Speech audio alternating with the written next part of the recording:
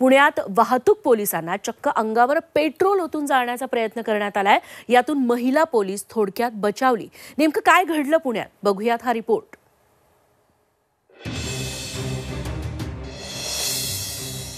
पुण्यात नक्की चाललंय तरी काय?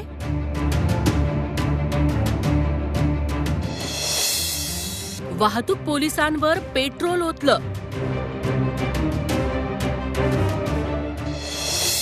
पोलिसांना जिवंत जाळण्याचा प्रयत्न।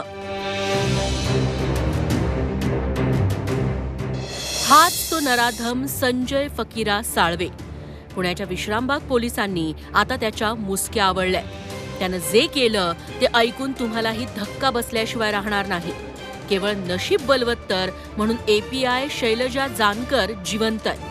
वाहतूक पोलीस अधिकारी शैलजा जानकर आणि त्यांचा सहकारी पोलीस कॉन्स्टेबल समीर सावंत यांना पेट्रोल टाकून जाळण्याचा प्रयत्न या माथे फिरून केला। ही घटना घडली शुक्रवारी संध्याकाळी विश्रामबाग पोलीस ठाण्याच्या वाहतूक शाखेत। दारू पिऊन बाईक चालवत असल्याच्या संशयावरून पोलिसांनी संजय साळवेला पकडलं। ब्रेथ अॅनालायझर टेस्टसाठी त्याला विश्रामबाग पोलीस ठाण्यात आणलं। तिथं त्यानं चांगलाच धिंगाणा घातला। मध्येच तो गायब झाला आणि पुन्हा परतला, तो हातात पेट्रोलची बाटली घेऊनच। काही कळायच्या आत त्यानं एपीआय जानकर आणि कॉन्स्टेबल सावंत यांच्यावर पेट्रोल ओतलं। दुसऱ्या हातानं लायटर पेटवून चक्क पोलिसांना जाळण्याचा प्रयत्न त्यानं केला। दारूच्या नशेत असल्यानं लायटर पेटला नाही, त्यामुळे पुढचा अनर्थ टळला। ब्रीथ अॅनालायझरला फुकत नसल्यामुळे त्याला शांत करण्यासाठी बाजूला उभं राहा, मॅडम आल्यानंतर त्याच्याशी बोला असं म्हणलं। बाजूला पाचूळ भरतो म्हणून तो गेला आणि त्या दरम्यान तो पेट्रोल घेऊन आणि लायटर घेऊन आला। हवालदार समीर सावंत हे त्याचे ब्रीथ अॅनालायझर घेत होते। त्याचा राग मनात धरून त्याने त्यांच्या अंगावरती पेट्रोल टाकलं। तुला जाळतो असं बोलला। त्या दरम्यान आम्ही स्वतः अडवण्यास गेलो असता त्यांनी आमच्याही अंगावर पेट्रोल टाकलेलं आहे।